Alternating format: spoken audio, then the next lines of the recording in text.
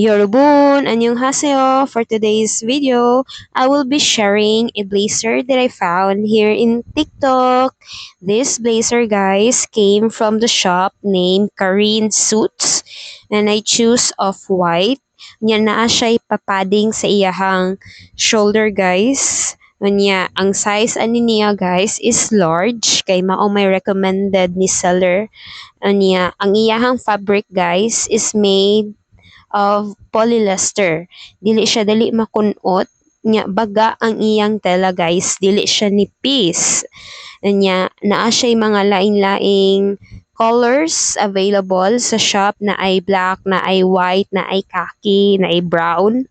Unya, as you can see, guys, naa siya two functional pockets, one on each side, and then naa siya pa double lining. And then sa iyahang arm sleeve, guys, medyo huutan lang ko kay kanang ako mo ang klase sa tao nga dili ko ganahan og mga huot, ganahan jud ko og luag.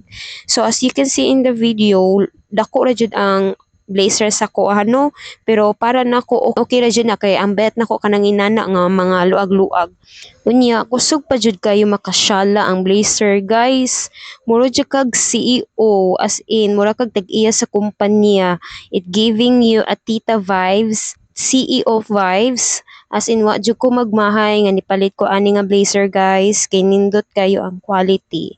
And this is the blazer, guys. Thank you for watching. Bye-bye.